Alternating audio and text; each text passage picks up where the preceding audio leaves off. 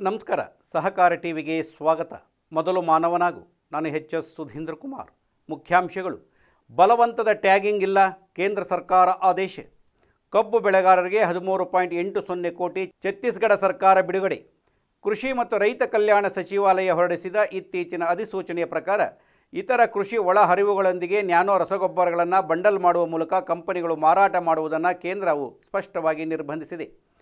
1985ರ ರಸಗೊಬ್ಬರ ನಿಯಂತ್ರಣ ಆದೇಶದ ಅಡಿಯಲ್ಲಿ ಹೊರಡಿಸಲಾದ ಆದೇಶವು Coromandel international limited, ray nano sciences ಮತ್ತು ಸಂಶೋಧನಾ ಕೇಂದ್ರ, Indian pharmaceutical fertiliser cooperative limited ಸೇರಿದಂತೆ ಅಧಿಸೂಚಿತ ತಯಾರಕರಿಗೆ ನ್ಯಾನೋ ರಸಗೊಬ್ಬರಗಳನ್ನು ಇತರ ರಸಗೊಬ್ಬರಗಳು ಅಥವಾ ಕೃಷಿ ಇನ್ಪುಟ್ ಉತ್ಪನ್ನಗಳೊಂದಿಗೆ ಯಾವುದೇ ರೀತಿಯ ಕಡ್ಡಾಯ ಟ್ಯಾಗಿಂಗ್ ಮೂಲಕ ಮಾರಾಟ ಮಾಡಲಾಗುವುದಿಲ್ಲ ಎಂದು ಖಚಿತಪಡಿಸಿಕೊಳ್ಳುವಂತೆ ನಿರ್ದೇಶಿಸುತ್ತದೆ.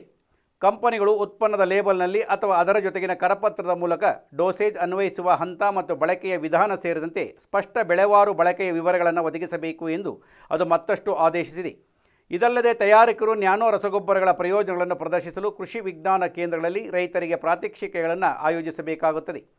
ಅಧಿಸೂಚನೆಯು ಉತ್ಪನ್ನ ಮಾನದಂಡಗಳನ್ನು ಪ್ರತ್ಯೇಕವಾಗಿ ನಿರ್ದಿಷ್ಟಪಡಿಸುತ್ತದೆ ಮತ್ತು ಪ್ರಕಟಣೆಯ ದಿನಾಂಕದಿಂದ 1 ವರ್ಷದ ಅವಧಿಗೆ ಅಧಿಸೂಚಿತ ನ್ಯಾನೋ ರಸಗೊಬ್ಬರಗಳ ಉತ್ಪಾದನೆಗೆ ಅವಕಾಶ ನೀಡುತ್ತದೆ.